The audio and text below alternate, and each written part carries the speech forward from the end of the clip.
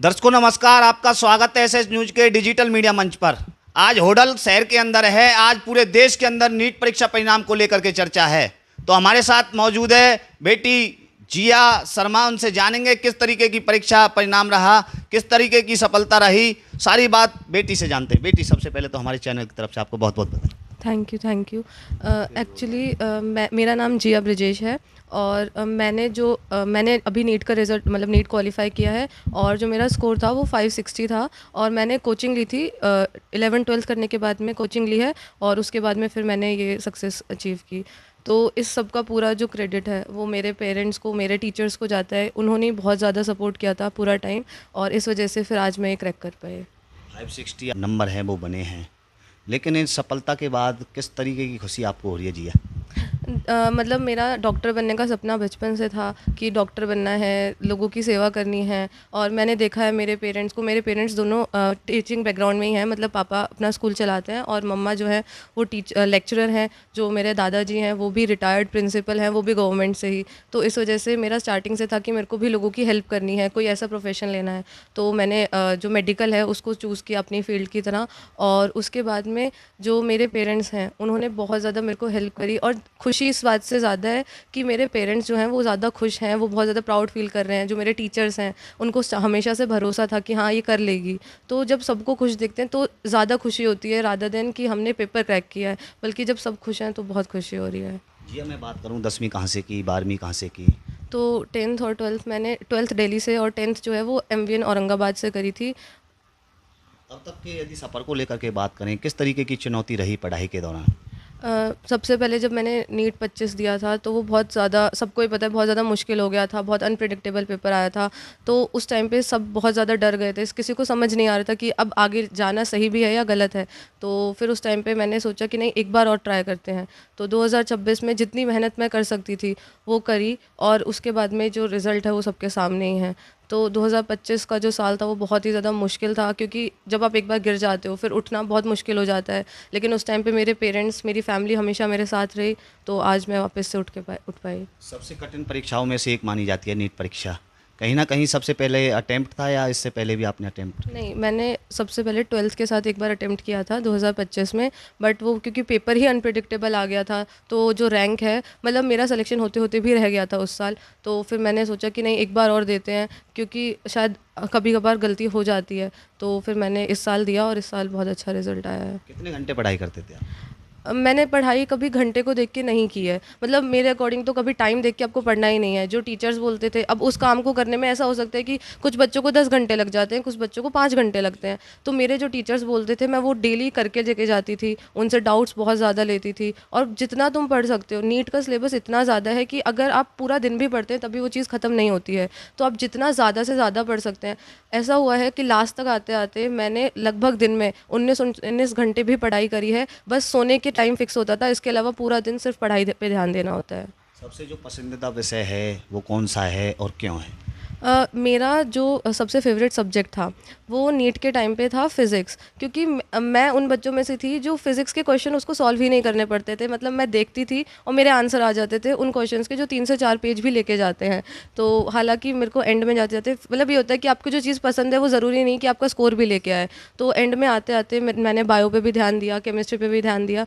तो मेरा जो फेवरेट सब्जेक्ट है वो केमिस्ट्री बन गया था, क्योंकि मेरे से वो चीज़ें सॉल्व होती थी और मज़ा आता था वो करने में। तो मैं ज़्यादातर केमिस्ट्री ही पढ़ती रहती थी।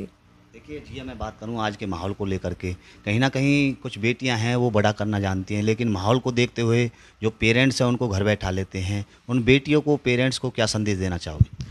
मैं बस इतना कहना चाहूँगी कि सबसे पहली बात कि आज के टाइम पे तो बेटा और बेटी दोनों ही सेम है। जिसको पढ़ना है वो कहीं से भी पढ़ लेता है।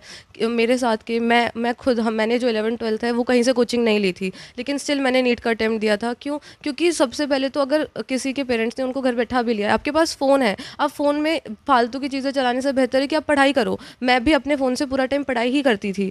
और इसके अलावा जो पेरेंट्स हैं, आप अपनी बेटियों को भी आगे निकालिए। हर बार ज़रूरी नहीं है कि बेटी आपकी कुछ गलत करे, नहीं, अगर उसके अंदर ज़िद होगी तो वो कुछ ऐसा कर देगी जो शायद आपके बेटे कभी सोच भी ना पाए।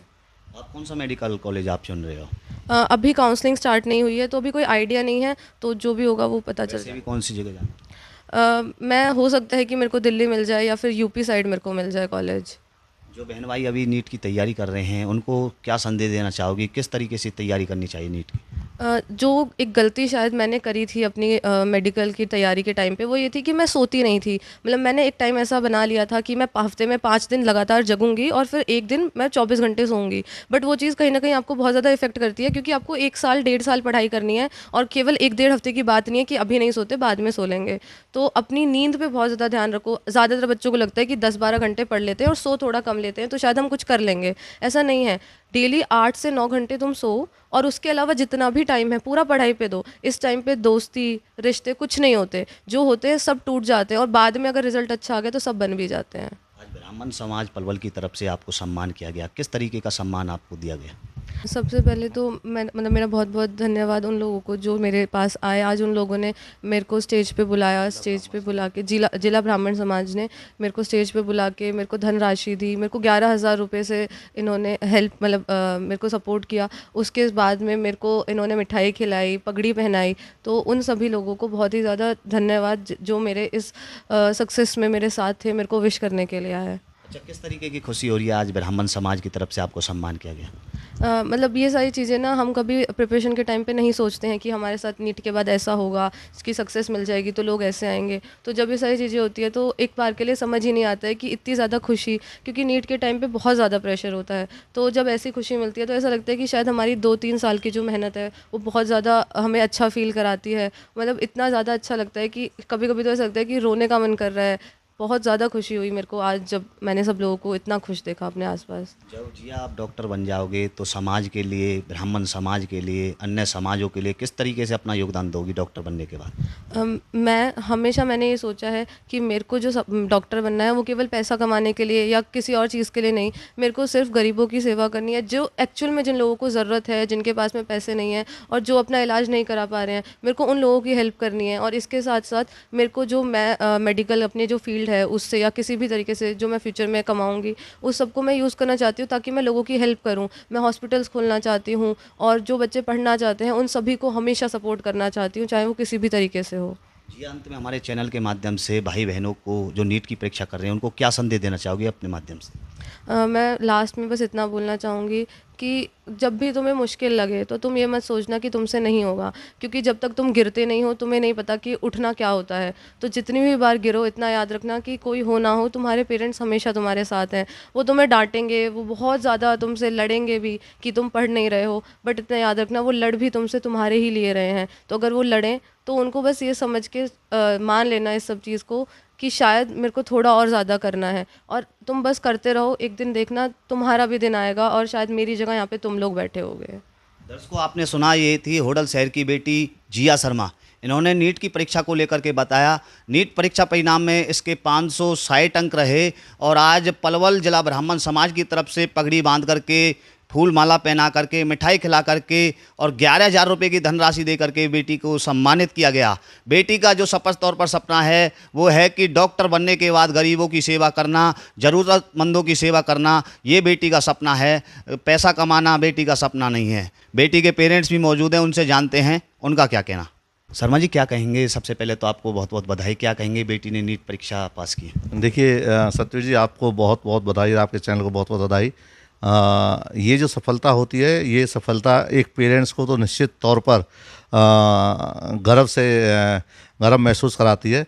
परंतु मैं यही कहूँगा कि सभी जो अध्यापक या जो समाज जिस परवरिश में बच्ची पढ़ी होती है या विद्यार्थी पढ़ता है वो सभी मायने रखता है। और आज बेटी ने जब नीट क्रैक किया तो हमें सभी को और सभी रिश्तेदारों को, हमारे पेरेंट्स को और जो भी हमारे समाज के लोग हैं सभी को बड़ी प्रसन्नता हुई है। सभी को बहुत बहुत धन्यवाद और बधाई देना चाहता हूँ। आज सर, जिला ब्राह्मण समाज की तरफ से बेटी को सम्मान किया गया, क्या कहेंगे उनके लिए? मैं उनको धन्यवाद देना चाहता हूँ कि आपने इस तरीके से होडल पहुंचकर जिला ब्राह्मण सभा, पलवल ब्राह्मण सभा, होडल ब्राह्मण सभा, भगवान परशुराम सेवा समिति, होडल के सभी सामाजिक धार्मिक और आध्यात्मिक प्रतिष्ठानों के प्रतिनिधि यहाँ आए और बेटी की उस उपलब्धि पर उन्होंने बेटी को आज उपहार के रूप में कुछ धनराशि देकर, अपना आशीर्वाद देकर उसको सम्मानित किया। तो मैं उस समाज का और सामाजिक सभी व्यक्तित्वों का हमेशा कृतज्ञ रहूँगा कि आप हमेशा हमारे सुख दुख में आप हमारे साथ रहे और हमारा उत्साह बढ़ाए। आज बेटी खुशी के लिए आप आए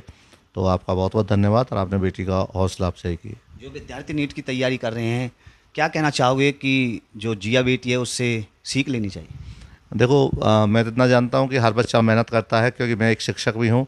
तो मेरा भी यही प्रयास रहता है कि जो अध्यापक होते हैं और जो अभिभावक होते हैं वो सभी बच्चों के लिए हमेशा बड़ा ही सोचते हैं, बड़ा ही सपना देखते हैं। सभी बच्चे नीट नहीं करते, सभी बच्चों के अपने अपने सपने होते हैं।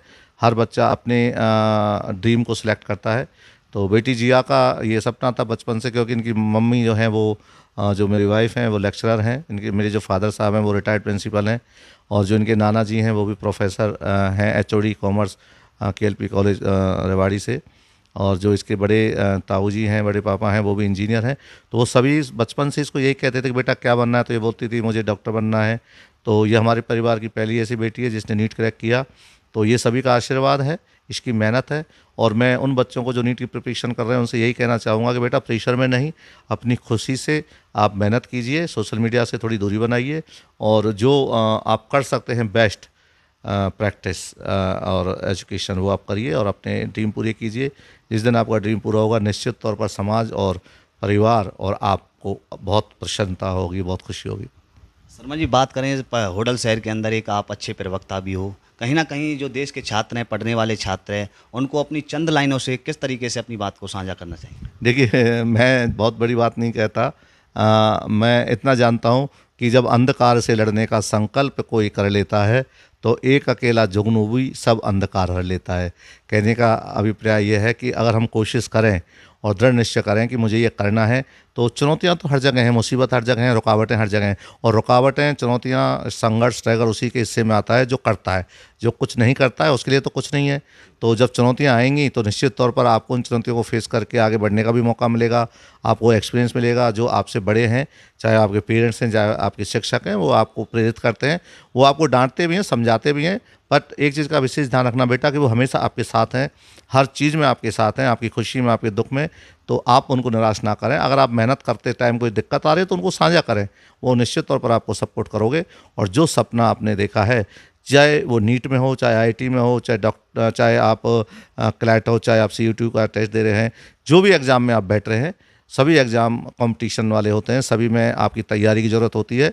तो जो मेहनत करके, तैयारी करके आप एग्ज़ाम देने जाते हैं, वो आपको जब रिजल्ट में कन्वर्ट होता है तो निश्चित तौर पर आपको खुशी मिलती है। बहुत बहुत धन्यवाद जी, thank you very much Satvir ji, आपके यहाँ पहुँचने पर, और सभी का बहुत बहुत धन्यवाद। दर्शकों, पलवल जिले के अंदर नीट परीक्षा को लेकर के और क्या अपडेट रहने वाली है, वो हर एक अपडेट अपने एसएस न्यूज़ चैनल के माध्यम से दिखाने का काम करते रहेंगे। मैं सतवीर, कैमरामैन अमित शर्मा के साथ एसएस न्यूज़, सभी को नमस्ते।